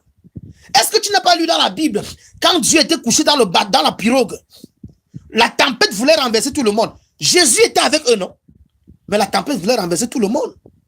Donc Dieu parfois permet que certaines choses arrivent. Pas pour te détruire, mon frère. Pas parce qu'il te déteste. Pas parce que... ne dis pas que pourquoi moi? Non, non. Quand tu dis déjà pourquoi moi? Non, ce n'est pas la parole de Dieu. Je veux que tu changes ta manière de parler, que tu changes ta manière de voir les choses, que tu changes ta manière d'apprécier les choses de Dieu. C'est ce que moi je désire. Le moment que tu vas commencer à t'apprécier tel que Dieu te voit, tel que Dieu est en train de dire des choses sur toi, tu vas obtenir premièrement la paix du cœur, deuxièmement la joie et troisièmement la foi pour aller de l'avant. Chers frères et sœurs, voilà ce que c'est que la justice de Dieu. Et comme on l'a dit au début, rechercher le royaume et la justice, les deux combinés ensemble. Tu ne peux pas laisser l'un. Non, tu as besoin des deux. Tu as le royaume que tu as cherché à avancer le royaume. La justice, tu mets ensemble. Il dit maintenant, tout le reste vous serez donné par la suite. On n'a pas dit que un peu, hein, on a dit tout le reste. Et tout le reste là, c'est quoi? Ce sont les choses qui vont être utiles pour ton épanouissement en tant qu'homme dans ce monde-ci. Les choses qui vont être utiles pour ton épanouissement en tant qu'être humain là où tu es, dans le problème dans lequel tu es. Change ton regard, mon frère, ma soeur. Change ta pensée. Le problème est dans ta tête. Ton problème, c'est dans ta tête. Le genre de pensée que tu as là, c'est pas bon. Tu dois modifier, tu dois revoir. La Bible dit dans le livre de Romains 12, verset 2, que votre intelligence soit renouvelée, afin que vous discerniez quelle est la volonté de Dieu, ce qui est bon, agréable et parfait. Donc quand on parle de volonté de Dieu, on ne parle pas de la volonté parfaite. On te fait comprendre qu'il y a la volonté bonne, il y a la volonté agréable, il y a la volonté parfaite. Donc parfois Dieu va commencer avec toi sur le niveau bon. Mais le niveau agréable va venir, mon frère. Le niveau parfait va venir. Dieu connaît tout ça. Ne brûle pas les étapes. Tout ce que Dieu veut, c'est que nous soyons des hommes et des femmes de foi. La foi, c'est quoi? C'est marcher selon la pensée de Dieu. C'est se parler selon la pensée de Dieu. C'est de s'apprécier dans ses problèmes selon la pensée de Dieu. C'est pas parce que tout le monde pleure dans le problème que tu as le droit de pleurer aussi. Non. Reste focalisé sur la pensée de Dieu. Va de l'avant. Et tu verras comment Dieu, au temps convenable, va t'élever, va te bénir, va te faire beaucoup de bien, mon cher frère et ma soeur qui est en train de m'écouter en ce moment. Chers frères et sœurs, voici ainsi la parole de Dieu qui vous a été exposée selon la pensée de Dieu. Ce que je vous exhorte donc, frères et sœurs, c'est de la mettre en pratique. La Bible dit, dans le livre de Jacques, ne soyez pas des auditeurs oublieux. Vous écoutez, vous êtes convaincus, la parole vous a touché, mais 2 jours après, vous ne vous rappelez plus de rien. Non, s'il te plaît, ne sois pas comme ça. Même un enfant qu'on envoie à l'école, il est obligé de mémoriser les cours pour pouvoir passer le bac, passer le BPC, passer la licence, passer le doctorat. Il est dans l'obligation. S'il écoute seulement le professeur, après il oublie, mais il va redoubler. Au moins 20 fois, il va redoubler. Le mot redoubler veut dire tu vas passer tout ton temps à être sur place dans ta vie. Parce que tu oublies tout ce que Dieu te dit. Quand tu écoutes, dans ton cœur brûle. Tu sais que c'est Dieu qui parle. Mais tu laisses les soucis de la vie emporter la parole de Dieu dans ton cœur. Tu laisses les combats, tu laisses la distraction de ce monde emporter la bonne parole qui t'a été donnée. Et dans ces jours, quand tu écoutais, tu étais convaincu au fond de toi. Pendant que je parle, il y a des gens qui pleurent dans les maisons. Je vois une dame qui pleure pendant que je suis en train de prêcher. Tu es convaincu que ce que je te dis là, c'est ce que Dieu est en train de te dire.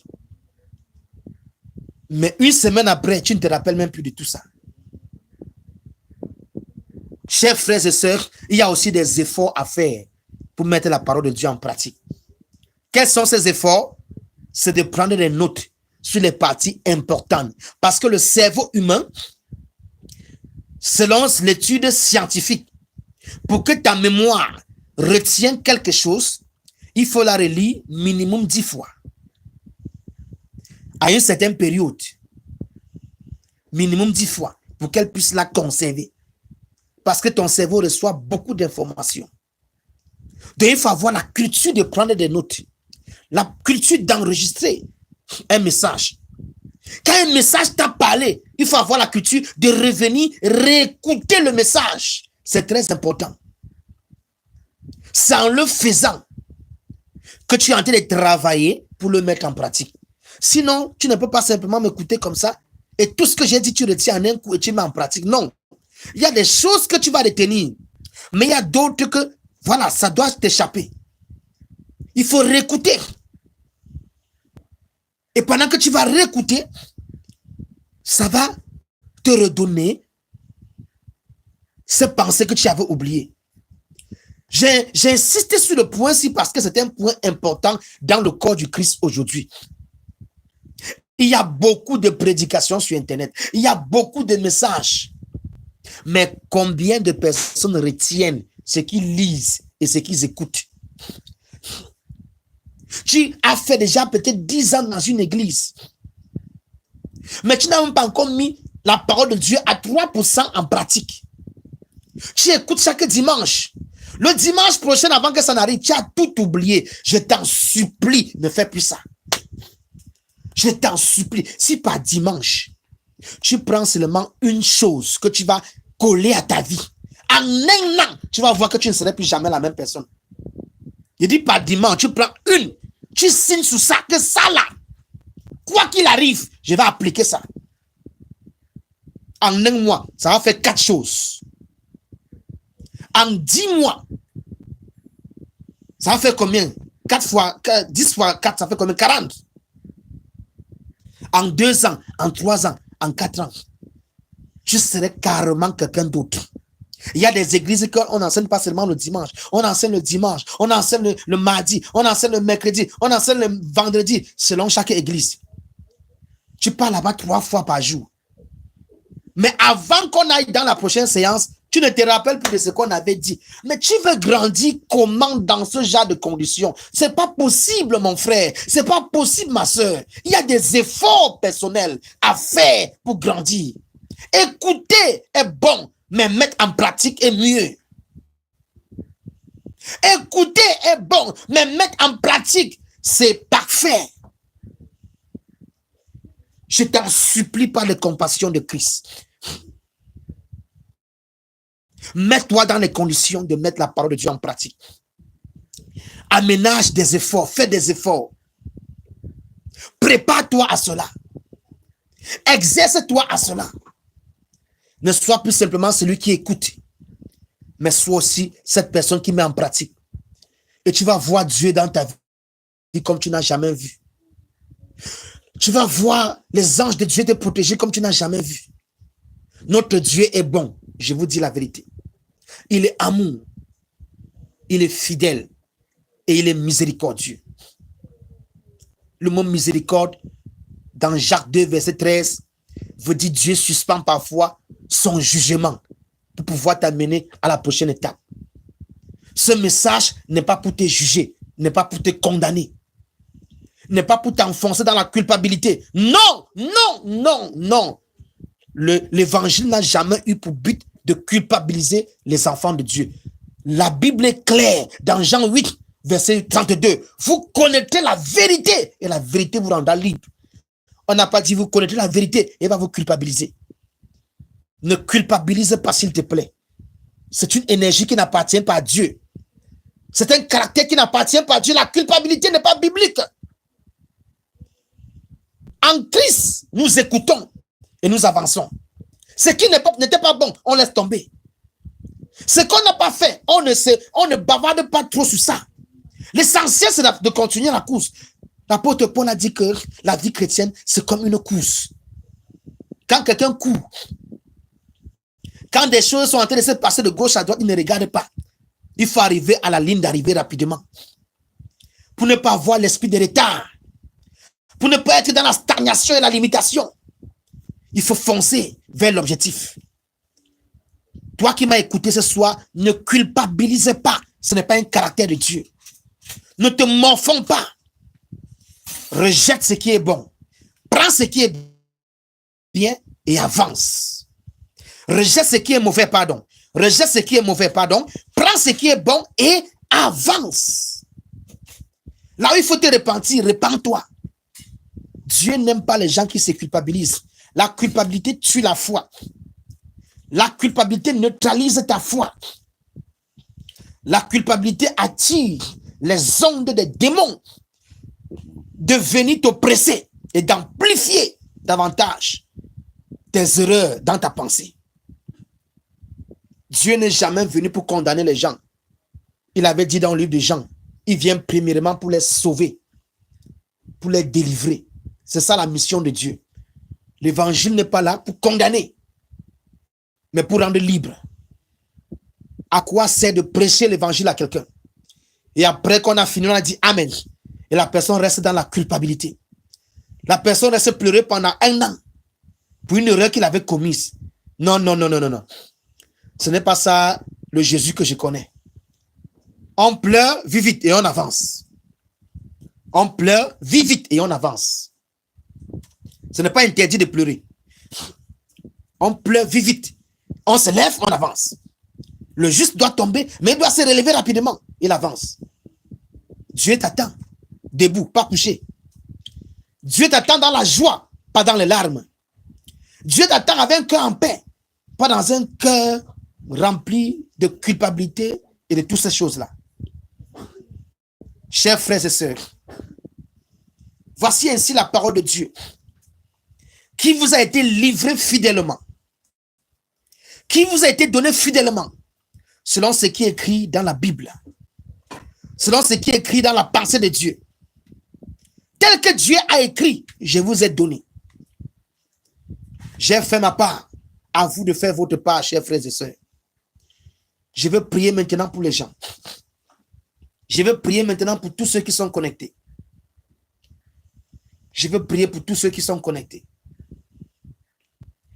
La première catégorie de personnes pour lesquelles je veux prier, parce que je veux aussi prier pour les malades. Mais la première catégorie, ce sont ceux-là qui veulent donner leur vie à Jésus. C'est ceux-là, ils veulent revenir à la maison. C'est-à-dire, ils veulent revenir à Dieu en vrai. Tu as longtemps vécu loin, mais tu en as assez. Après ce message, tu veux prendre l'engagement. Je vais d'abord prier avec vous. Là où tu es chez toi à la maison, dans ta voiture, dans ton véhicule, dans ton lieu de service, peu importe où tu es, sois dans un endroit calme. Ne permets pas que les enfants te distraient, s'il te plaît.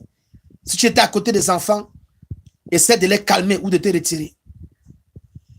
S'il y avait la télévision qui parlait en même temps, même si elle est allumée, le volume est à 0, éteins-la. Rien que l'image là peut te distraire. Les choses de Dieu doivent être faites. On doit être à 100% concentré sur Dieu. Sois dans un environnement favorable.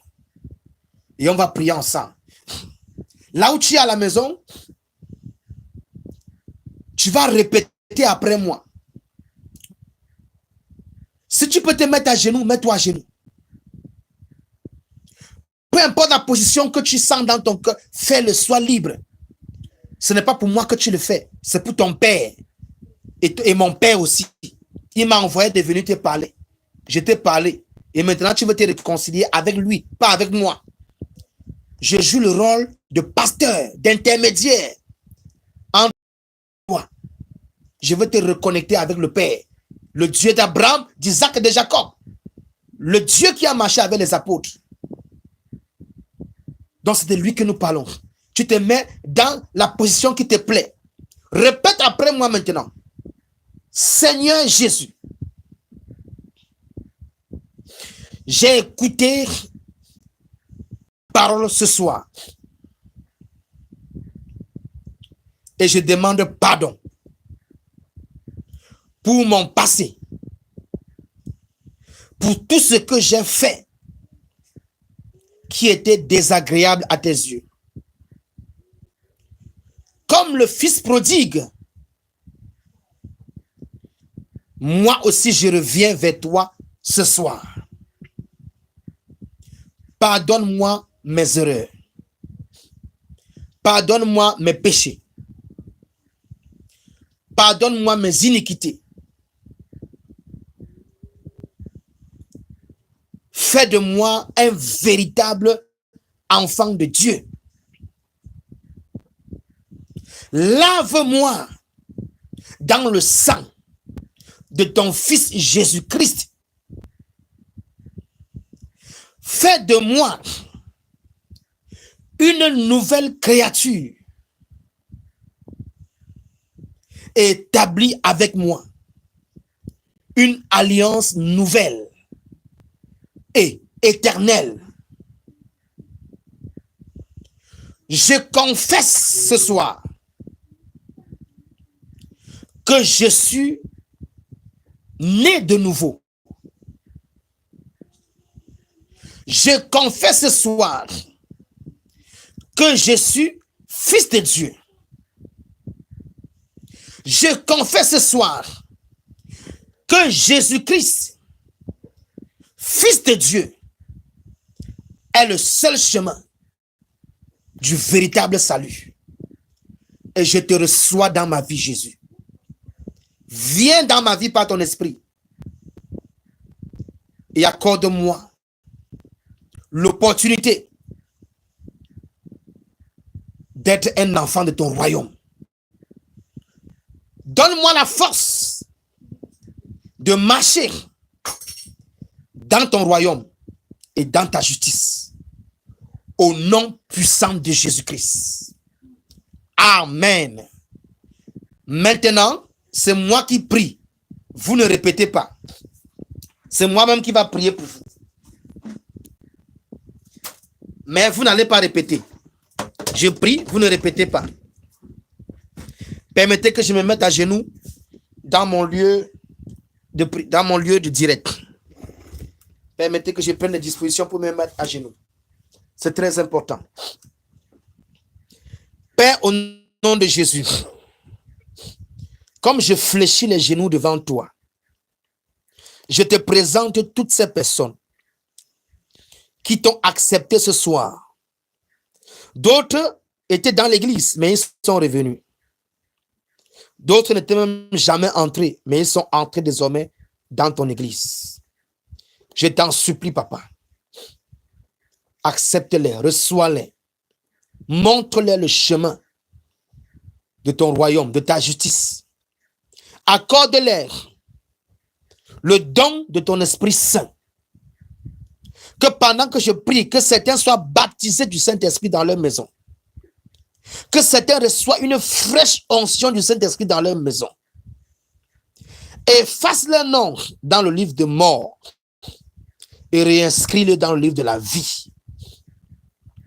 Établis avec eux une alliance nouvelle. Et selon ta parole, que tous leurs péchés, le péché de leurs ancêtres, soient lavés dans le sang de ton Fils Jésus-Christ.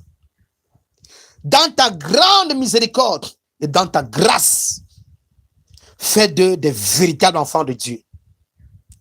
Établis avec eux une alliance nouvelle. Marche avec eux. Bénis-les. Comble le désir de leur cœur. Quand les temps d'épreuve se lèveront, Père, garde-les dans ta bergerie. Ne les soumets point à la tentation, mais délivre-les du mal. Préserve-les du mal. Et pour tous ceux qui ont mis dans leur cœur l'engagement de retourner à l'église, donne-leur la force de retourner. Ceux qui ont pris l'engagement d'aller demander pardon à un homme de Dieu, pardon à un frère, pardon à un leader, donne-leur la force d'aller demander pardon. Au nom puissant de Jésus. Pour tous ceux qui sont en train de penser qu'ils vont chercher une église, là ils vont aller t'adorer. Montre-leur l'église dans laquelle ils vont te servir en esprit et en vérité. Là où on prêche un évangile pur, brut, dans le nom puissant du Seigneur Jésus-Christ. Papa, j'ai fait ma part de contrat. J'ai fait mon travail en prêchant ton évangile. Toi maintenant, prends soin de tes enfants. Prends soin de tes enfants. Prends soin de tes enfants. Au nom de Jésus-Christ. Amen. Ok, permettez que je me relève. Je me relève et on va prier maintenant pour une deuxième catégorie de personnes. La deuxième catégorie de personnes, Dieu me met à cœur de prier pour les personnes qui passent des temps difficiles. Comme Job, comme David, avant qu'il ne puisse aller au trône. David a passé des temps vraiment difficiles, où il vivait dans des brousses, dans des cavernes. Mais ça ne veut pas dire que Dieu n'était pas avec lui. C'était le désert de la formation. Même quand on a retiré le peuple d'Israël d'Égypte, après la mer Rouge, ce n'était pas directement Canaan, c'était le désert. On appelle l'endroit là le centre de formation du Saint-Esprit. C'est là où le Saint-Esprit forge ton caractère. Le Saint-Esprit se forme en toi. Ça, c'est Galates 4, je pense bien, verset 19. Jusqu'à ce que le Saint-Esprit soit formé à l'intérieur de toi. C'est dans le désert que Dieu fait ça. Dans les temps difficiles. Les temps où personne ne te connaît. Les temps où la famille se moque de toi parce que quand il y a des contributions, tu n'as même pas la contribution pour donner. Les temps où tout le monde te considère comme un moins que rien. Les temps où tu es rejeté par la société. C'est le temps où Dieu te forme. Et je veux prier pour vous. Afin que Dieu non simplement vous fortifie, mais qu'il vous donne la capacité de sortir rapidement dans ce désert, dans cette épreuve. C'est parce que c'est une école. Je veux prier pour vous. Ceux qui sont concernés par le sujet de prière, vous gardez simplement votre main gauche sur votre cœur. Père, au nom de Jésus-Christ, je prie pour toutes ces personnes qui passent. Voilà quelqu'un qui dit c'est mon cas, gloire à Dieu. Je prie, Père, pour toutes ces personnes qui traversent des moments difficiles, des moments compliqués, des moments où ils sont devenus un sujet de moquerie dans la famille, un sujet de moquerie au quartier, un sujet de moquerie par-ci, par-là. Papa, je prie pour eux, je prie pour elles. Fortifie-les dans ce désert. Fortifie-les et donne-les la force nécessaire, le discernement nécessaire pour sortir très, très rapidement de ce désert, papa. Donne-le le discernement pour sortir très, très rapidement de ce désert. Il devait être sorti de là-bas depuis longtemps. Mais parce qu'il manquait de connaissances, ils ont assez duré. Et je prie, Père, dans le nom de Jésus-Christ. Permets qu'ils sortent. Permets qu'ils sortent de ce désert. Donne-les le discernement, la sagesse. Donne-les le langage du ciel. Et surtout, papa, donne-les la paix du cœur et la joie au milieu des combats, au milieu des manquements, au milieu des moqueries. Quand Jésus, ton fils, était à la croix, quand les gens se moquaient de gauche à droite, les gens déchiraient ses vêtements au sol.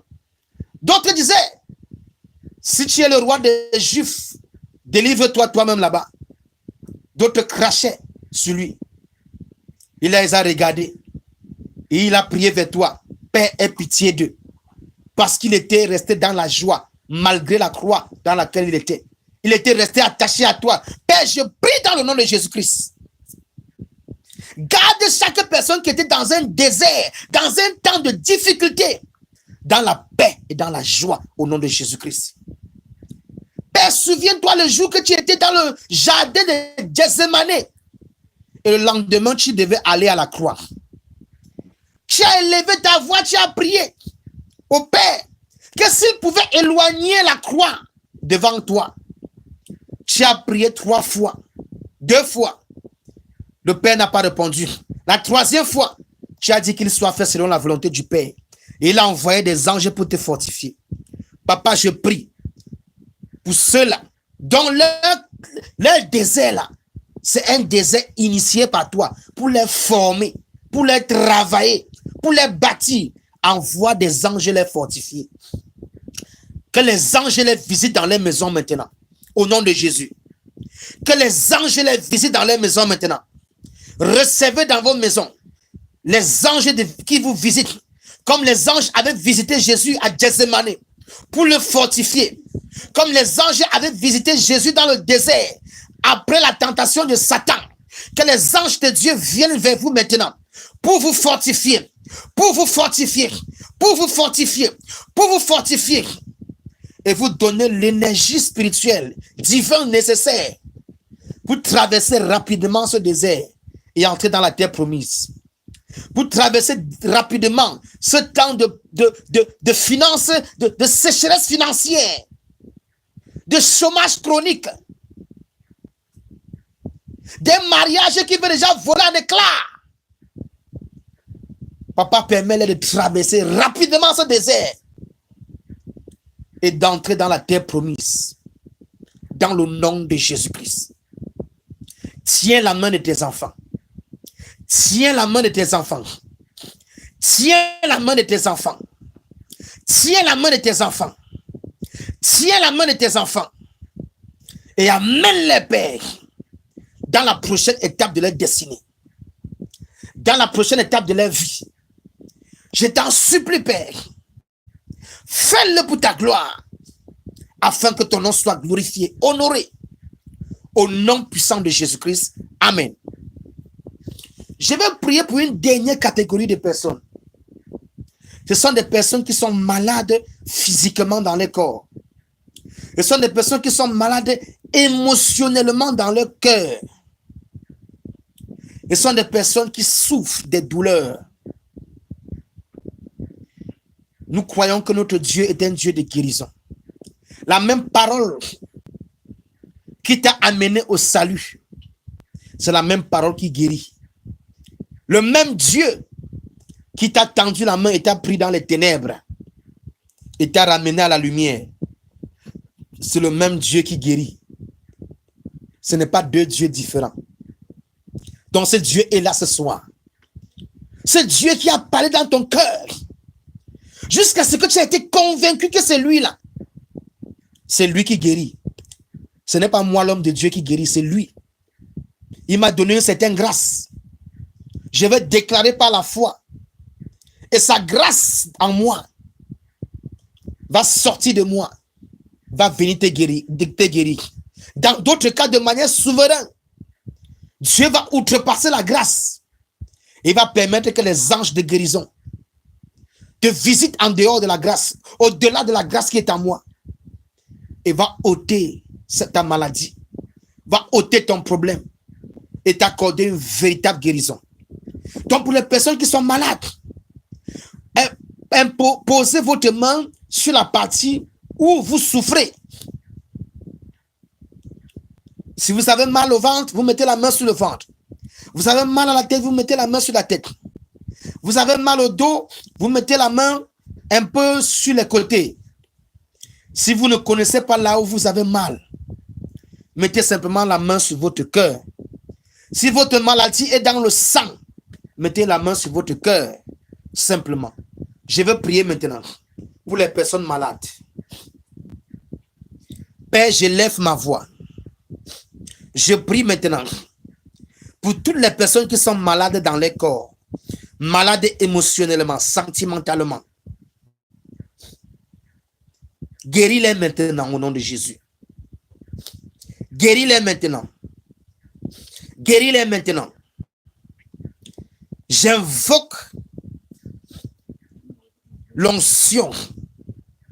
J'appelle l'onction de guérison de descendre dans vos vies maintenant. L'onction de guérison. L'onction de guérison. L'onction de guérison. L'onction de guérison. L'onction de guérison. Cette partie qui était malade, l'onction touche. L'onction touche. L'onction touche. L'onction touche. L'onction touche. L'onction touche. L'onction touche. Le feu de Dieu qui guérit enflamme ton corps maintenant. Enflamme ton cœur. Enflamme ton âme. Sois guéri. Il y a des personnes déjà qui sont en train de se sentir déjà bien. Il y a des personnes déjà qui sont en train de se sentir bien. Sois guéri. Sois guéri. Sois guéri. Il y a une autre personne qui est en train de vomir. Il y a quelqu'un d'autre qui est en train de vomir en ce moment.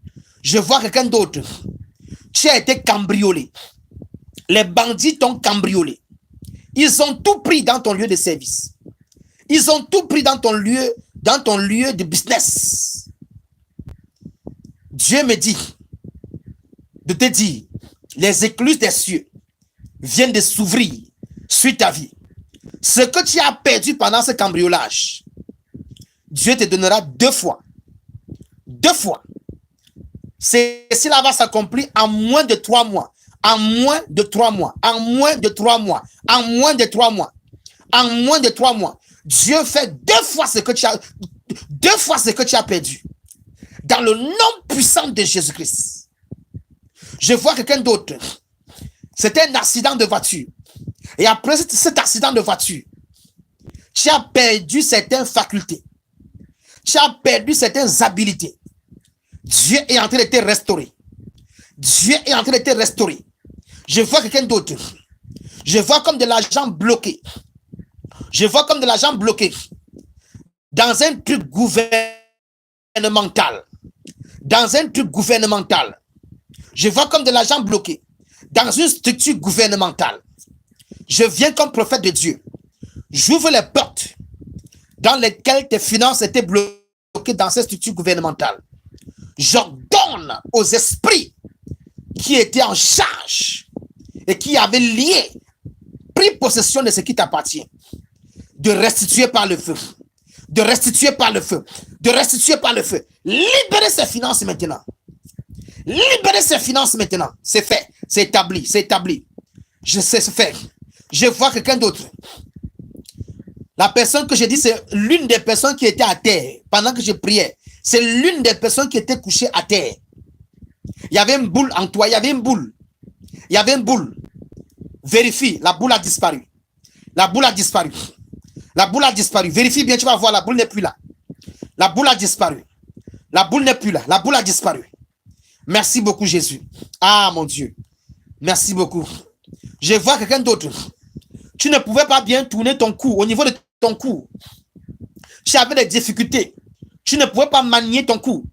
L'onction de Dieu et la puissance de Dieu descend sur ton cou maintenant.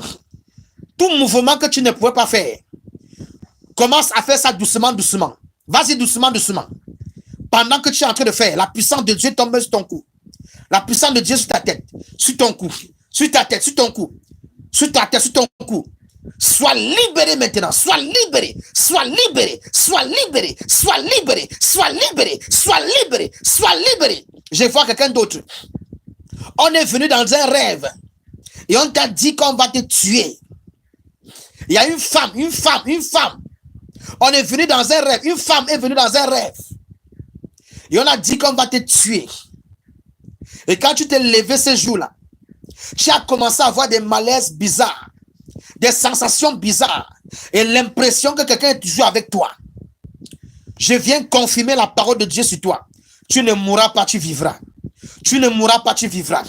Tu ne mourras pas, tu vivras. Tu ne mourras pas, tu vivras. Tu ne mourras pas, tu vivras. Tu ne mourras pas, tu vivras. Je chasse l'esprit de mort là dans ta vie. Esprit de mort, sors. Libère au nom de Jésus. Je vois un mariage. C'est sur le point de voler en éclats. Il y a même l'autre qui a volé. Il y a d'autres mariages qui sont déjà presque gâtés. D'autres sont gâtés. Je vois l'onction de restauration du mariage descendre comme un feu. Et je vois le feu là comme... ce n'est pas un feu, c'est un feu doux. Hein, je vois ça comme un feu doux. Il n'est pas agressif. Je vois ça comme un feu doux. Un peu comme le soleil qui se lève à l'aurore. Je vois ça comme ça. Ça descend dans ton mariage. Ça descend dans ton foyer. La restauration se passe. La restauration se passe. Tout ce qui a été détruit est renouvelé, est restauré. Est renouvelé, est restauré. Est renouvelé, est restauré. Est renouvelé, est restauré. Est renouvelé, est restauré. Au nom puissant de Jésus-Christ. Je vois quelqu'un d'autre. C'est les papiers que tu cherches depuis que tu es arrivé en Europe. Les papiers. Mais précisément la personne que je dis là, tu as quand même commencé la procédure. Voilà. Je prie pour tout le monde dans ce sens, mais la personne-ci que je dis là, tu as commencé la procédure, mais ça allait bloquer à quelque part et ça n'avance plus. et ça fait plusieurs mois, tu n'as pas de retour. Je viens te confirmer par la voix de Dieu que ton dossier vient d'être bloqué. Ainsi que tous ceux qui attendaient les papiers en Europe. Recevez vos papiers. Recevez-les. Recevez vos papiers maintenant. Recevez vos papiers. Dans le nom de Jésus. Vous êtes régularisés par le royaume de Dieu. Et j'ordonne au royaume de la terre de vous régulariser. Dans le nom puissant de Jésus-Christ de Nazareth. Je vois un esprit de serpent. Un esprit de serpent qui t'attaque dans les rêves. Je mets fin à ce combat. Je coupe la tête du serpent. Je mets fin à ce combat. Et je te libère de cet esprit de serpent. Au nom de Jésus-Christ. Je vois même quelqu'un, c'est-à-dire, pour toi-même, on t'a donné la bague de l'alliance. C'est-à-dire, on t'a donné la bague de fiançailles, pardon. Tu as reçu une bague de fiançailles. Mais le mariage est parti se bloquer, ça n'avance plus. Si mon Dieu est Dieu, avant la fin de cette année, ce mariage sera célébré. Qu'il en soit ainsi au nom de Jésus-Christ. Quelqu'un met en commentaire Amen. Amen. Merci Jésus.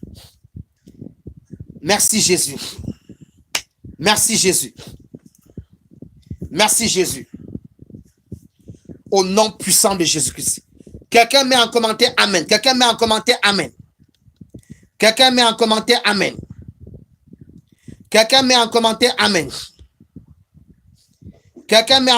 Amen. Mets en commentaire Amen, chers frères et sœurs. Mets en commentaire Amen. Quelqu'un met en commentaire Amen. Quelqu'un met en commentaire Amen.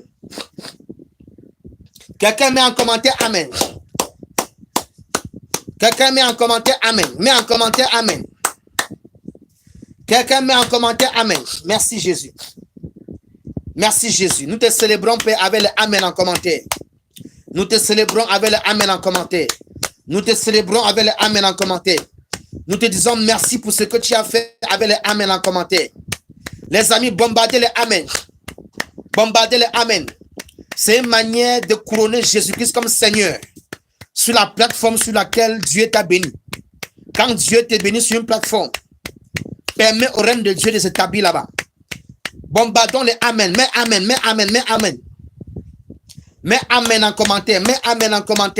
en commentaire. Mets Amen. Merci beaucoup, Jésus. Merci. Au nom puissant de Jésus-Christ. Alléluia. Nous sommes arrivés presque à la fin de notre temps de prière. Pour ceux qui m'écoutent pour la première fois, je suis le pasteur Ndunge Yannick. Et ce ministère, nous l'exerçons depuis, je crois, je ne sais pas combien d'années, j'ai oublié. Mais chaque lundi, quand il est 20h30, nous sommes là pour prier. C'est vrai que c'est ma première fois de faire des lives YouTube. Je ne l'ai pas essayé avant. C'est ma première fois de faire des lives YouTube. Et désormais, tous ceux qui sont sur YouTube là, je ne dois plus vous laisser derrière. Désormais, quand je fais des lives, YouTube ici est lancé. Je prie avec tout le monde, même avec YouTube. Donc, mettez dans votre emploi du temps, chaque lundi, quand il est 20h30, heure de Paris, vous allez chercher l'heure que ça donne dans votre pays. 20h30, heure de Paris, nous sommes connectés là et nous prions comme vous avez vu. Nous partageons la parole et nous prions. Ceux qui ne sont pas abonnés à ma page, abonnez-vous, cliquez sur la cloche de notification, de telle manière que chaque fois que je mets une vidéo, que je suis en train de mettre une prière en ligne, que YouTube puisse t'aviser et que tu puisses venir recevoir ta bénédiction. Pour toutes les personnes qui veulent entrer, nous avons un groupe de prière WhatsApp. Ceux qui veulent intégrer le groupe de prière WhatsApp, Je ne sais pas s'il y a le inbox ici. Ici, là, on écrit à quelqu'un en privé ici. Dites-moi, est-ce qu'on écrit à quelqu'un en privé ici? Moi, je ne maîtrise pas beaucoup YouTube. Hein. Je ne connais pas comment YouTube fonctionne beaucoup là. Est-ce qu'on écrit à quelqu'un? Est-ce qu'il y a une manière? C'est comme s'il n'y en a pas. Hein. C'est comme si on ne peut pas écrire à quelqu'un en privé ici. Ici, ça se passe comment? Quand tu veux écrire à quelqu'un sur sa page. Qui connaît? Dites-moi en commentaire. Ceux qui maîtrisent YouTube là. Dites-moi en commentaire. Est-ce que je suis autorisé à mettre mon coordonnées dans les commentaires? Dans d'autres plateformes, on refuse. Est-ce que je suis autorisé? Est-ce que je suis autorisé à mettre mes coordonnées dans les commentaires? On met les commentaires là où I don't saw it, this thing. Hein? Je ne connais pas encore comment ça marche ici. Oh. Ok, prenez quelque chose pour noter. Hein? Voilà. Attendez, je cherche ce numéro, je ne l'ai pas en tête. Prenez quelque chose pour noter. Prenez quelque chose pour noter. Ce numéro, il est où là? Il est où ce numéro? Il est où ce numéro? Oh là là. Où est ce numéro? Ok. Ben, attendez. Voilà. Ok, prenez le numéro. 695 31. On reprend. 00237. Commencez par 00. 00237. Oui. 695 31 01 56. On reprend encore une dernière fois. 00237. Oui.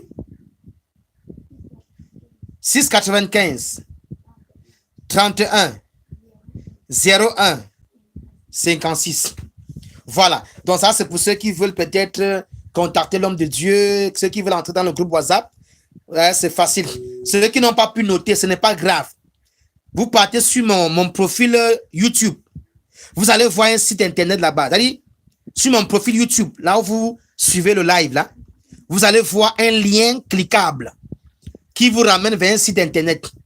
Vous cliquez sur le site internet là. Ça va vous faire sortir de YouTube. Et là où ça va vous amener là, c'est un site internet. Vous avez mon numéro WhatsApp là-bas. Vous avez tous nos coordonnées, même le email. Vous avez tous les numéros là-bas. Ça vous amène là-bas, vous avez tous nos coordonnées. Que Dieu vous bénisse. Que Dieu vous bénisse. Que la faveur de Dieu continue à être avec vous. Que la main de Dieu continue à être avec vous. Ça a été un réel plaisir de partager ce temps de parole avec vous. Et je serai toujours content d'être là. Quand vous êtes là, Dieu m'a appelé pour ce travail. Je suis né pour servir Dieu. J'existe pour servir Dieu. Et je mourrai en servant Dieu. Parce que c'est la raison pour laquelle j'ai été envoyé dans ce monde. Je n'ai pas une autre émission en dehors de celle-ci. Donc je suis dans la joie quand je parle de Dieu, quand j'enseigne la parole de Dieu. Et je suis dans la joie quand toi tu es connecté. Donc je t'invite à garder cette page et à te connecter régulièrement. Ça peut arriver que j'improvise des lives. Je ne dois pas faire des lives forcément le lundi, mais le lundi, c'est une date obligatoire pour moi parce que je le fais depuis des années. C'est obligatoire. Donc, chaque lundi, c'est obligatoire qu'on doit lancer un live. C'est obligatoire chaque lundi à 20h30. Mais je peux improviser un live. Donc, reste simplement en alerte sur ma page et tu serais certainement béni. Pour toutes les personnes qui veulent soutenir le ministère, qui veulent permettre à cette œuvre à continuer à aller de l'avant, ceux qui sont dans notre groupe WhatsApp, vous connaissez quoi faire. Ceux qui ne sont pas dans le groupe WhatsApp, le numéro que vous avez reçu, vous pouvez le faire là-bas. Vous pouvez nous contacter là-bas ou encore aller sur notre page, comme j'ai dit, ma page ici, et vous allez voir tous nos coordonnées. Soit bonne nuit à tout le monde, dans la paix du Seigneur, que Dieu vous fortifie, que Dieu vous bénisse, que Dieu vous fasse du bien et que vous passez une nuit extraordinaire. Que la faveur de Dieu soit avec vous. Que cette semaine soit une semaine de faveur, une semaine de grâce, une semaine de bénédiction, une semaine d'élévation. Et que tout ce que vous allez entreprendre, selon la volonté de Dieu, que cela s'accomplisse par le feu et par la force, dans le nom puissant de Jésus-Christ. Amen. Bonne nuit à tout le monde et bye bye.